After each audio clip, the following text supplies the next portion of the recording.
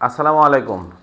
অনেক দিন পর আবারও কথা বলতে আসলাম। মাঝখানে একটু ব্যক্তিগত কারণেই আসলে ব্যস্ত ছিলাম। তো আবারও আমার ভিডিও নিয়ে হাজির হচ্ছি আপনাদের সামনে।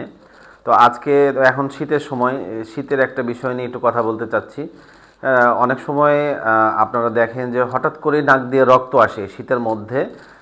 দেখা যায় যে ঘুম থেকে উঠলেন নাক দিয়ে রক্ত আসছে, বা সর্দির সাথে মেশানো রক্ত আসছে, বা বাচ্চাদের অনেক সময় ঘুম থেকে ওঠার পরে দেখে নাক দিয়ে রক্ত এসে নাক ভরে যাচ্ছে এরকম, বা একটু বয়স্ক মানুষ দেখা যায় যে হঠাৎ করে নাক দিয়ে গল গল করে রক্ত আসছে, এরকম হঠাৎ করে লক্ষ্য করছেন আপনারা।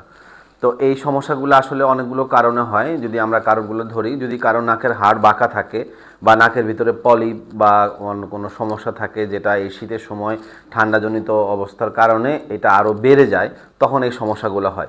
বাচ্চাদের যাদের অ্যাডিনয়েডের সমস্যা থাকে তাদেরও সর্দিটা জমা থেকে নাকের ভিতর থেকে যখন সর্দিটা বের হয়, তখন ওই শক্ত সর্দিটা বের হওয়ার পরে ওখান থেকে রক্ত আসতে পারে।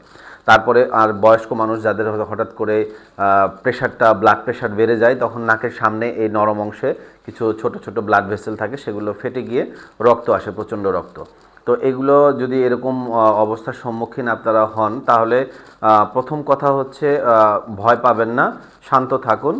বাচ্চাকে বা যার নাক দিয়ে রক্ত পড়ছে তাকে একটু বসিয়ে রাখুন, বসিয়ে রেখে নাকে একটু চাপ দিয়ে এই নাকের যে নরম যে অংশগুলো আছে এই অংশটাতে চাপ দিয়ে চুপচাপ বসে থাকুন, 5 থেকে 7 মিনিট ধরে রাখুন। তারপরে ঠান্ডা পানির ঝাপটা দিতে পারেন, বা ঠান্ডা পানি, বরফ পানি দিতে পারেন, এরকম করতে পারেন। তারপরে অবশ্যই একজন নাক কান গলার বিশেষজ্ঞ ডাক্তারের পরামর্শ নেবেন যে আসলে তার কোন সমস্যার জন্য এই হঠাৎ করে নাক দিয়ে রক্তটা আসছে, সেটা জানা খুবই জরুরি। এবং সেই অনুযায়ী সেই ডাক্তার সাহেব আপনাকে পরবর্তী চিকিৎসা একটা প্ল্যান বলবেন, সে অনুযায়ী চলবেন। আশা করি সবাই ভালো থাকেন।